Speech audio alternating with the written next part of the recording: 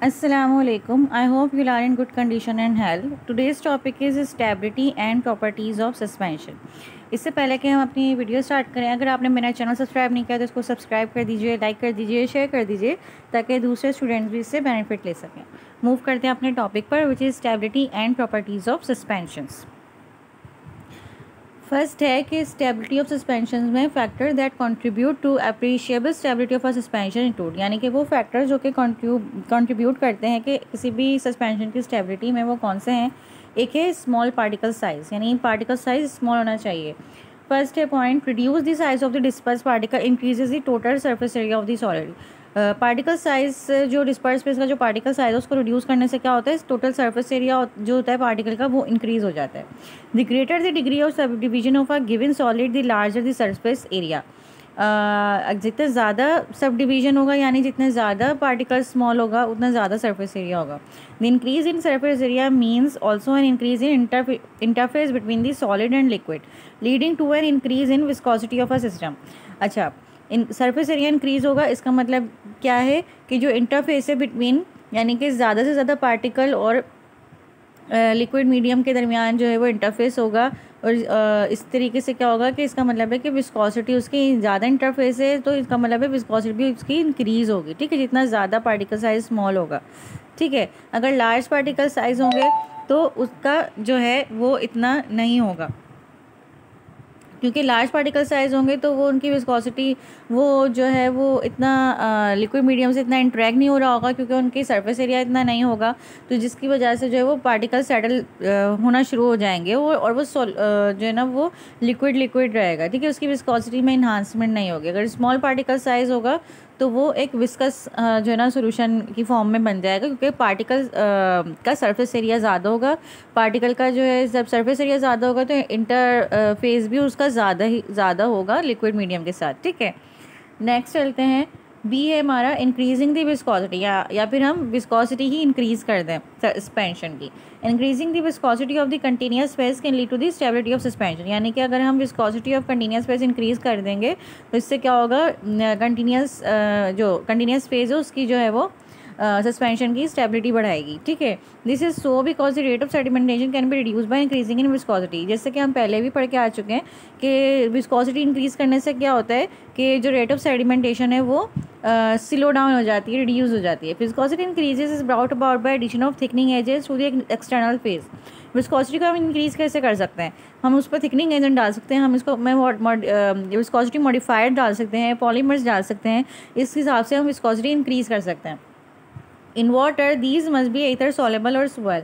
अच्छा, वाटर के अंदर जो है ना ये या तो सॉलेबल हो जाते हैं या फिर ये फूल जाते हैं, ये जो थिकनिंग एजेंट या विस्कोसिटी मॉडिफायर्स होते हैं ये स्वेल हो जाते हैं। It is important to note that the rate of release of a drug from a suspension is also dependent on viscosity of a product. ठीक है, अच्छा ये भी एक इम्पॉर्टेंट नोटेबल बात है कि जो ड्रग की जो रिलीज़ है ना सस्पेंशन से वो भी डिपेंड करता है विस्कोसिटी के ऊपर। ठीक है, the more viscous the preparation the slower is like to be the release of drug, और जितना ज़्यादा जितना विस्कस होगी हमारी प्रिपरेशन तो उतनी ज़्यादा जो है वो स्लो होगा दिस सॉल्यूशन या रिलीज ऑफ ड्रग। ठीक है, सम टाइम दिस प्रॉपर्टी में भी डिज़ायरेबल फॉर डिपोर्ट प्रिपरेशन। ये जो इसका ये जो प्रॉपर्टी है ना सस्पेंशन की, विस्कस सस्पेंशन की, ये जो है ना कहाँ पे हमें चाहिए होती है, वो जो हम जब हम डिपोर्ट प्रिपरेशंस बनाते हैं।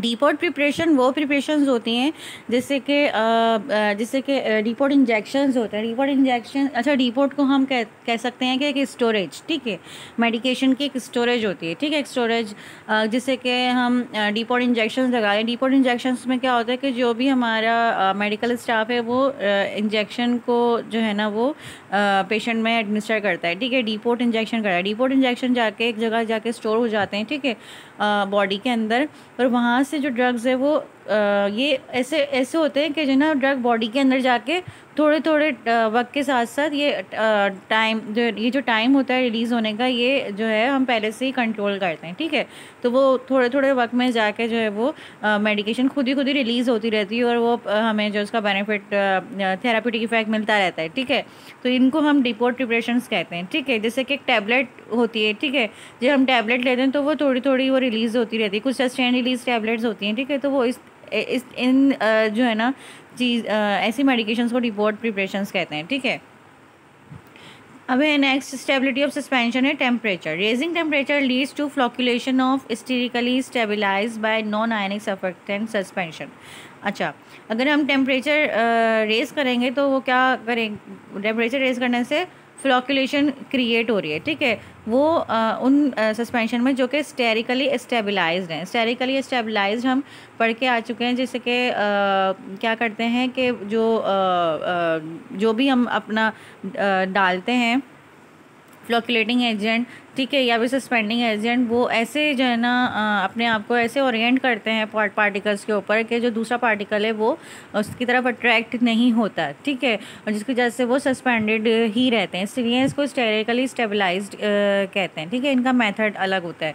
अच्छा, वो से सस्पेंशन जो कि नॉन आयनिक सर्फेक्टेंट्स है स्टेरिकली स्टेबलाइज्ड हों, अगर उनमें हम टेम्परेचर इंक्रीज़ कर देते हैं तो उनकी जो है वो फ्लॉक्यूलेशन शुरू हो जाती है।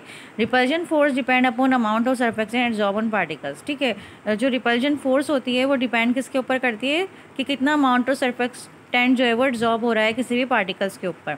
On heating energy of repulsion reduces. जब हम हीट करते हैं किसी भी सस्पेंशन को तो जो रिपल्जन की जो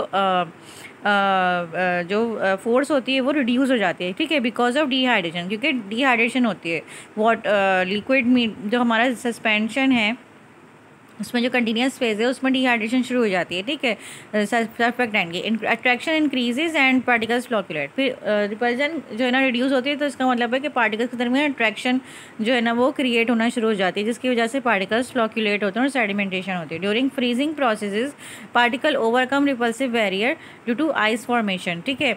अच्छा, फ्रीजिंग, अगर हम सस्पेंशन को इतना कोल्ड कर दें कि वो फ्रीज हो जाए, ठीक है, तो पार्टिकल में रिपल्सिव फोर्सेस फिर ख़त्म हो जाती हैं, ठीक है, और क्योंकि आइस फॉर्मेशन होती है। Particle come close enough and experience attractive forces like in primary minimum and form aggregate as per DLVO theory, ठीक है। तो फिर उसमें क्या होता है कि जो पार्टिकल्स होते हैं वो करीब आते हैं, और जिससे क्या होता है अट्रैक्टिव फोर्सेस आइस फॉर्मेशन की वजह से क्या होता है, जब क्योंकि रिपल्सिव फोर्सेस कम हो जाती हैं आइस क्या कहते हैं उसमें अगर हम फ्रीजिंग टेम्परेचर दें, ठीक है, तो क्या होता है कि फिर पार्टिकल्स के दरमियान रिपल्सिव फोर्सेस ख़त्म होती है, तो पार्टिकल्स आइस फॉर्मेशन की वजह से क्या होता है करीब आते हैं, पार्टिकल करीब आते हैं, तो फिर उनमें अट्रैक्टिव फोर्सेस बढ़ जाती हैं। अट्रैक्टिव फोर्सेस बढ़ जाती हैं और फिर वो एग्रीगेट बना देते हैं, जैसे कि हम डेल्वो थ्योरी में पहले पढ़ के आ चुके हैं, ठीक है। तो इस तरीके से जो है वो पार्टिकल्स जो मतलब सस्पेंशन के ऊपर टेम्परेचर का ये स्टेबिलिटी के ऊपर ये इफेक्ट होता है। अब नेक्स्ट है हमारा प्रॉपर्टीज़ ऑफ सस्पेंशन, ठीक है। प्रॉपर्टीज़ क्या क्या होती हैं सस्पेंशन की। फर्स्ट है कि सस्पेंशन हेट्रोजीनस होते हैं। हेट्रोजीनस पढ़ लेते हैं। The mixture is made up of 2 और more substances where the individual component can be identified, ठीक है। हेट्रोजीनस में क्या है कि ये 2 और मोर सब्सटेंसेस से बनते हैं, लेकिन इसमें क्या होता है कि जो इंडिविजुअल सब्सटेंस है कंपोनेंट है वो हम आइडेंटिफाइड कर सकते हैं अल्ट्रा माइक्रोस्कोप से, इलेक्ट्रॉन माइक्रोस्कोप से, ठीक है, हम इनसे आइडेंटिफाई कर सकते हैं। सोल्यूशन में क्या होता है अगर हम माइक्रोस्कोपिक भी देखें तो वो हम सोल्यूशन में हम जो है वो आइडेंटिफाइड नहीं कर सकते सिंगल कंपोनेंट को, जिसकी वजह से हम कहते हैं वो होमोजीनस है। लेकिन हेट्रोजीनस इसलिए है कि हम इमल्जन्स और सस्पेंशन को इसलिए हम कहते हैं कि हम इसमें आइडेंटिफाइड कर सकते हैं, इसलिए ये जो 2 डोजेज फॉर्म्स हैं ये हेट्रोजीनस हैं। Visible particles, the particles in a suspension are large enough to be seen with the naked eye. जो पार्टिकल्स होते हैं ना सस्पेंशन के वो इतने बड़े होते हैं कि लार्ज होते हैं कि हम उनको अपनी नेक्ड आई से देख सकते हैं, and are typically between 500 to 1000 nanometer in size, और वो ज़्यादा जो मोस्टली जो है ये 500 to 1000 नैनोमीटर के साइज़ में होते हैं। Light scattering, the large particles in a suspension scatter light, जो लार्ज क्योंकि लार्ज पार्टिकल्स लार्ज होते हैं तो ये लाइट को स्कैटर कर सकते हैं। मेकिंग द पाथ ऑफ रे विजिबल थ्रू इट, इससे क्या होता है कि जो अगर हम बीम ऑफ लाइट सस्पेंशन के ऊपर डालें तो पार्टिकल्स से लाइट टकराती है और वो पूरे सस्पेंशन में जो है वो लाइट स्कैटर्ड हो जाती है, ठीक है। This is known as Tyndall effect, और इसको जो है हम ना इस इफेक्ट को हम टाइनल इफेक्ट करते हैं कि सस्पेंशन जो है वो टाइनल इफेक्ट दिखाते हैं। सेटलिंग व्हेन लेफ्ट अनडिस्टर्ब, अगर हम जो है सस्पेंशन को डिस्टर्ब ना करें और उसको ऐसे ही रख दें कुछ टाइम के लिए, the particles in suspension will settle down due to gravity, तो जो पार्टिकल्स होते हैं ना सस्पेंशन के वो सेटल डाउन होना शुरू हो जाते हैं कि ग्रेविटी की वजह से। दिस मेक्स सस्पेंशन अनस्टेबल, ठीक है, ये जो है सस्पेंशन को फिर अनस्टेबल बनाते हैं। अगर फिर इसमें भी ये है कि अगर फ्लॉक्यूलेटेड है तो वो दोबारा रीडिस्पर्स हो जाएगा। और अगर डिफ्लोकुलेटेड है तो फिर वो हार्ड केक बना लेगा, फिर वो रीडिस्पर्जन नहीं हो पाएगी। ठीक है। तो इसलिए सस्पेंशन जब सेटलिंग होना शुरू हो जाती है सस्पेंशन में, तो सस्पेंशन जो है ना अनस्टेबल हो जाता है। ठीक है। नेक्स्ट है हमारा last, filtration. Because the particles in suspension do not pass through filter paper, it can be separated by filtration. ठीक है।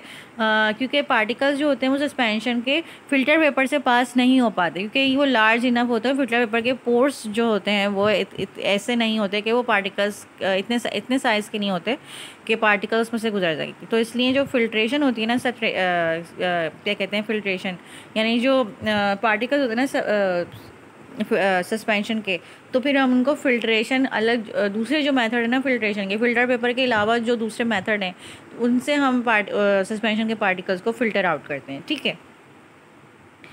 तो ये थी आज की वीडियो। आई होप कि आपको पसंद आई होगी। अगर आपने मेरा चैनल अभी तक सब्सक्राइब नहीं किया तो इसको सब्सक्राइब कर दीजिए, लाइक कर दीजिए, शेयर कर दीजिए, ताकि दूसरे स्टूडेंट भी इससे बेनिफिट ले सकें। Thank you.